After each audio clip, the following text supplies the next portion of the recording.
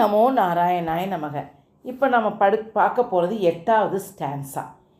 ஈசானஃப் பிராணதஃப் பிராணோ ஜேஷ்டஸ் ஸ்ரேஷ்டஃப் பிரஜாபதிஹி ஹிரண்யகர்போ பூகர்போ மாதவோ மதுசூதனக.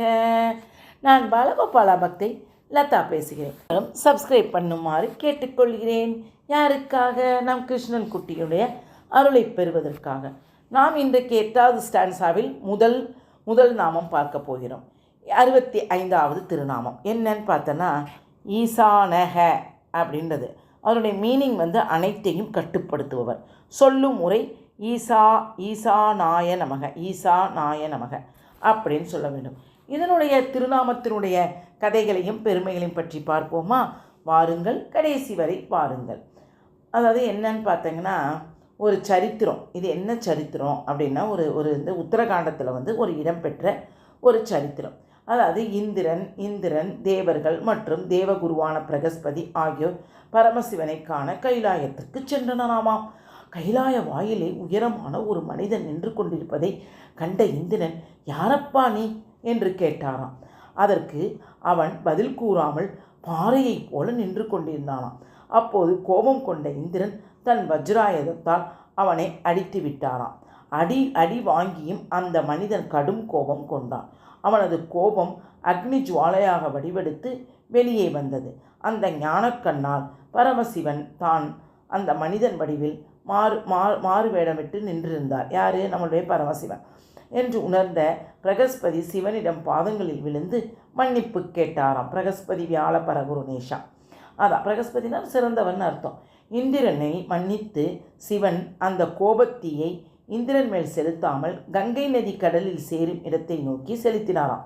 இந்திரன் இதற்கு சிவனுக்கு கோபம் வந்துட்டு அந்த தீயை இவன் மன்னிப்பு கேட்டோன்னா அந்த தீயை எங்கே விடுறதுன்னு தெரியாமல் கொண்டு போய் நம்ம கடலில் போய் கங்கை நதி கடலில் சேர்த்துட்டாராம்.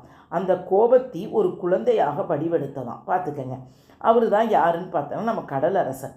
அதை தன் கையால் ஆறத் தழுவி கொண்டாராம் பிரம்மா. அந்த குழந்தையை காண வந்தார். ஆறத் தழுவி கொண்டான் யார்? நம்ம சிவன். அதை அந்த பிரம்மா அந்த குழந்தையை காண வந்தாராம். அவரது 4 தாடிகளையும் அந்த குழந்தையை பிடிச்சி இப்படி இழுத்துச்சான். இழுத்தோன்னே பிரம்மாவுக்கு ரொம்ப வலிச்சுச்சான். அந்த வலித்தோடனே 4 தாடினா அவருக்கு 4 முகங்கள் தானே. பிரம்மாவுக்கு கண்ணீரே வந்து விட்டதாம். அவரது 8 கண்கள் இருந்து 4 முகத்தில் 8 கண்கள். அந்த 8 கண்களில் வந்த கண்ணீரை தன் கையால் ஏந்திய அந்த குழந்தை அந்த எப்படி பாருங்கள், அழகாக இருக்குது பாரு கதை. அந்த கண்ணீரை ஜலத்தை ஏந்தியதால் அவருக்கு ஜலந்தரன் என்று அதற்கு பிரம்மா பெயரிட்டாராம். பிரம்மா அதுக்கு அந்த குழந்தைக்கு பேர் வச்சுட்டு, இந்தாப்பா கடலரசனே, இந்த உன்னுடைய மகனாக நீ இவனை வளர்த்துக்கோ அப்படின்னு பிரம்மா சொன்னாராம். இதை வளர்த்து ஆளாக்கவும் கல்வியை கற்க வைக்கவும் என்னால் இயலாது என்று கடலரசன் சொன்னானாம். அதற்கு பிரம்மா ஜலந்தரனுக்கு 2 வரங்கள் அளித்தாராம். இவன் ஆயக்கலைகள் 64ஐயும் தேர்ச்சி பெற்றவனாக விளங்குவான். இவனை மணந்து கொள்ளும் பெண் கற்புக்கரசியாக இருக்கும் வரை இவனை உருவாக்கிய பரமசிவனால் கூட இவனை கொல்ல முடியாது அப்படின்னு 2 வரங்கள் யார்? நம்ம பிரம்மதேவர் கொடுக்குறாராம். கொடுத்த உடனே பிரம்மாவின் பரிந்துரையின் பேரில் சுக்ராச்சாரியார் ஜலந்தரனை அசுரர்களுக்கு அரசனாக்கினாராம். அதனால் அவன் உருவாக்கிய நகரம்தான் பஞ்சாப் மாநிலத்தில் உள்ள ஜலந்தர். காலநேமி என்ற அசுர தளபதியின் மகனாக துளசியை ஜலந்தரனுக்கு மணந்து கொண்டு விட்டாங்களாம். கல்யாணம் பண்ணிட்டாங்களாம். உடனே தேவர்கள் தலைநகரமாக அமராவதியை நோக்கி படையெடுத்து சென்றானாம். தேவர்களுடைய தலைநகரமாக. உடனே ஜலந்தரின் மனைவி கற்புடன் இருக்கும் வரை சிவனால் கூட அவனை அழிக்க முடியாது. எப்படி பாருங்கள், மனைவி கற்புக்கரசியாக இருந்தால் ஜலந்தரனை சிவனால் கூட அழிக்க முடியாதுன்னு பிரம்மா வரம் கொடுத்திருந்தாரா. ஏன்னா பிரம்மதேவர் வரமளித்ததால் தேவர்கள் எவ்வளவு முயன்றும் யாரை? அந்த ஜலந்தரனை அழிக்கவே முடியலையாம். உடனே தேவர்கள் வென்று இந்திர பதவியை பெற்று கூத்தாடினானாம் ஜலந்தன். அவனது வெற்றி விழாவுக்கு வந்த நாரதர் ஜலந்தரா என்று எல்லாம் நன்றாக இருக்கிறது, ஆனால் ஒரே ஒரு குறை, உனக்கு மனைவியாவதற்குரிய எல்லா பண்புகளும் உடைய ஒரே பெண் யார் தெரியுமா? பார்வதி தான். இவர் தான் நாரதர் கழகம் செய்வார்ல, நாரதருக்கு இதான பொழப்பு. உடனே சொன்னோடனே நீ அவளை கைலாயத்திலிருந்து இழுத்து மனம் புரிந்து கொள்ளலாமே என்றாராம். உடனே அவருக்கு இதை உணராமல், எதையுமே உணராமல் உடனே படையெடுத்து திரட்டி கைலாயத்தை நோக்கி புறப்பட்டாராம் ஜலந்தரன். தன்னை போலவே வேடமணிந்து ஒருவரை பரமசிவ சேனையோடு போர் புரிய சொல்லிட்டு பரமசிவன் போல் வேடமடித்து பரமசிவனை போருக்கு அனுப்பிச்சிட்டாராம். பரமசிவனை போல வேடமடித்து கொண்டு அந்த புறத்தை நெருங்கினாராம் யார்? ஜலந்தரன். அதனால் இவைகளை எல்லாம் தன் கூர்ந்த கண்களால் கவனித்து வந்த கருடன் நடந்தவற்றை திருமாலிடம் சொல்ல, திருமால் ஜலந்தரனைப் போல வேடமணிந்து துளசியின் அந்த புறத்திற்கு சென்றாராம். எப்படி பாருங்க, இதெல்லாம் நம்ம நினைப்போம், தப்புன்னு நினைப்போம். என்னடா கடவுளே இப்படிலாம் தப்பு செய்கிறாருன்னு நினைப்போம். பாருங்கள், அதுக்கு ஒரு கதை இருக்குது. அப்போ சென்றோடனே தன் கணவன் என எண்ணி அவரை வரவேற்று அவருடன் ஆனந்தமாக இருந்தாலாம் துளசி தேவி. இது திருமால் செய்யக்கூடிய வேலையா நம்ம நினைக்கலாம். ஆனால் எல்லாமே நம்முடைய நன்மைக்கு தான் எம்பெருமான் செய்கிறாரு அப்படின்றத பாருங்கள், இனிமேல் தான் வரும். இதற்கிடையே ஜலந்தரனுடைய படைகள் பரமசிவ சேனைகளை வீழ்த்தி விட்டதை கேள்விப்பட்ட சிவன் வேடத்தில் இருந்த ஜலந்தரன் பார்வதியினுடைய அந்த புறத்திற்கு நுழையாமல் மீண்டும் போர்க்களத்திற்கே வந்தான். கடைசியில் என்ன செஞ்சார்? பார்வதியை நோக்கி போனால், ஆனால் இது மாதிரி படை இது மாதிரி தோற்றுச்சுன்னொன்னே இவர் போட்டார். ஆனால் இப்போது ஜலேந்திரன் மனைவி திருமாலினுடைய லீலையால் கற்பு இழந்து விட்டாளே.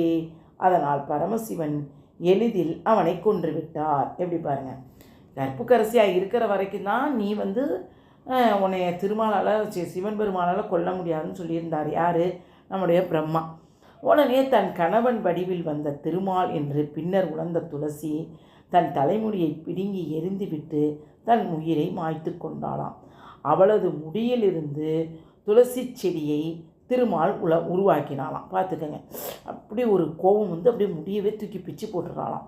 எப்படி இருக்குது பாருங்கள். அதில் தான் துளசி செடியாம். அதாவது துளசி கதை, எப்படி துளசியோட கதை தான். அந்த துளசி இலைகள் புதிதோ வாடியதோ எதுவாக இருந்தாலும் நான் பிரீத்தியுடன் ஏற்றுக்கொள்வேன். அதனால துளசி செடி துளசி இருக்குல்ல, அது நம்ம காஞ்சதை கூட நம்ம அர்ச்சனை பண்ணலான்னு சொல்லப்படுகிறது. அதுக்கு தோஷம் கிடையாதுன்றாங்க. இந்த சம்பவம் முடிந்த பின் பார்வதி பரமசிவன்கிட்ட கேட்குறாளாம், என்ன நம்முடைய எம்பெருமாள் இப்படி ஒரு செயலை செய்யிருக்காளே, அப்புறம் அசுரருக்கும் தேவர்களுக்கும் என்ன வேறுபாடு என்று கேட்டாலாம். பரமசிவனும் தன் அடியார்களுக்கு பெரிய நன்மையை உண்டாக்குவதற்காகவே திருமால் இவ்வாறு செய்தார். நற்செயல்களால் அவர் மேன்மை பெறுவதும் இல்லை, தீய செயல்களால் தாழ்ச்சி பெறுவதும் இல்லை. நம் எம்பெருமான் ஜீவாத்மாக்களுக்குரிய விதிகளுக்கெல்லாம் அப்பாற்பட்டவராக விளங்குகிறார். அவர் தம் அனைவரும் கட்டுப்படுத்தி இயக்குகிறார். ஆனால் அவர் யாருக்கும் கட்டுப்படாதவர். அதனால்தான் ஈசனக என்று அழைக்கப்படுகிறார் திருமால். உடனே அனைத்தும் அவருக்குள்ளே கட்டுப்பாட்டில் இயங்கியிருக்கிறன என்பதை உணர்ந்து அவனையே சரணடைந்து மனம் அழுத்தம், இரத்த கொதிப்பு, சர்க்கரை நோய் முதலிய இல்லாமல் நிம்மதியாக வாழ விஷ்ணு சகஸ்ரநாமத்தில் 66வது திருநாமத்தை ஈசானாய நமக என்று தினமும் சொல்லி வருவோமாக. பிடித்திருந்தால் லைக் பண்ணவும், ஷேர் பண்ணவும், கமெண்ட் பண்ணவும்.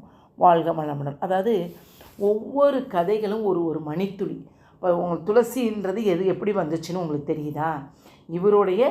அதனால் துளசி சிலவங்க சொல்லுவாங்க இவருடைய மனைவி போலன்னுவாங்க. அதனால் இதெல்லாம் துளசின்றது அது லக்ஷ்மிக்கு சமம்னுவாங்க. அதனால தான் சில இதெல்லாம் அந்த அவன் பேர் என்னது, அந்த இவனுக்காக அந்த ஜலந்தரை அவன் ரொம்ப ஓவராக பண்ணதுனால, ஒரு ஆணவம் கொண்டதுனால அவரை அழிக்கணுன்றதுக்காக துளசிகிட்ட போய் இப்படி இருந்துக்கிட்டார். அதனால் நம்ம எல்லோரும் நல்லதை தான் ஃபஸ்ட்டு பார்க்கணும். நிறையா பேர் விதண்டாவாதம் செய்வாங்க, கடவுளே அப்படி செய்தார் அப்படின்லாம். அதெல்லாம் தப்பு. நல்லதுக்காக அவர் செய்திருக்கிறார். யாருக்காக? நமக்காக செய்திருக்கிறார். அதனால்தான் அனைவரும் ஒவ்வொரு கதைகளையும் 10 நிமிடம் 5 நிமிடம் கேட்டு பயன்பெற்று நல்ல பயன்களை பெறுமாறு கேட்டுக்கொள்கிறோம். எவ்வளவோ நேரம் நம்ம வீணாக போன ஷார்ட்ஸு, வாட்ஸ்அப்பு, ஃபேஸ்புக்கு, இன்ஸ்டாகிராம்லாம் பார்த்து டைம் அரை மணி நேரம் 1 மணி நேரம் வீணாக்குறோம். இந்த மாதிரி குட்டி விஷயங்களை கேட்டு பயன்பெறுமாறு வேண்டிக் கொள்கிறேன். பிடித்திருந்தால் லைக் பண்ணவும், ஷேர் பண்ணவும். ஹரே கிருஷ்ணா.